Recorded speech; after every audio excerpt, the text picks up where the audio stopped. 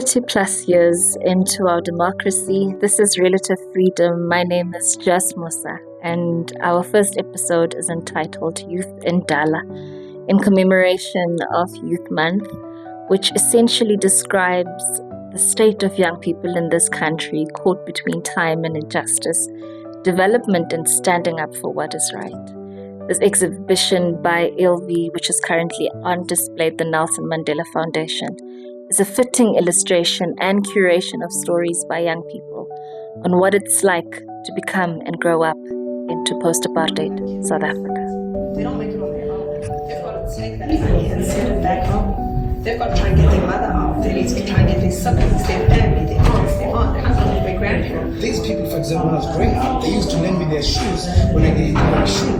They used to use their money, for example, to buy me clothes. They used to feed me. So by the time you turn 30, you haven't made that much wealth because you have to face where you come from, because that's the only way. You can't just leave them. I grew up in this village, nearly 100% black, and then I went to a township school, which was in East London, which was also 100% black, and then I went to the Western Cape, Stellenbosch base. It was scary. I was frightened. I'm not going to lie to you. It was very, very, very terrifying.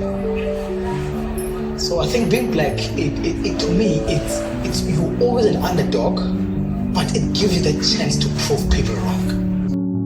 The documentary is called Mandela's Hope, which is a collection of stories from young people across the country on some of the challenges they've had to overcome in order to become in post-apartheid South Africa.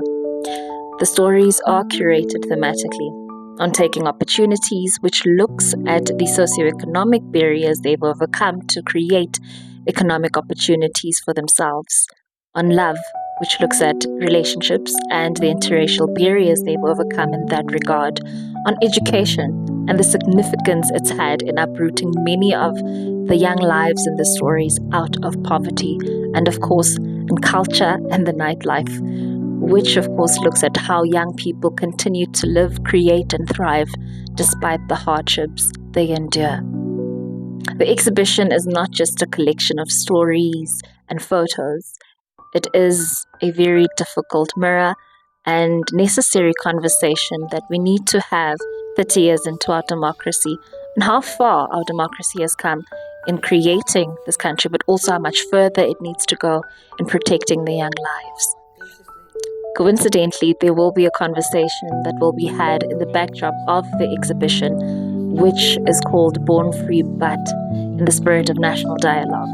And I think it's quite fitting because as I was walking in the exhibition and around the space, it was very fitting for this type of conversation. And I really do look forward to being able to once again not just experience the exhibition by myself, but with like-minded persons, and of course hearing from the photographer and hopefully some of the young people we saw in the exhibition. Thank you so much for watching. I'll see you in the next one, hopefully with an update later.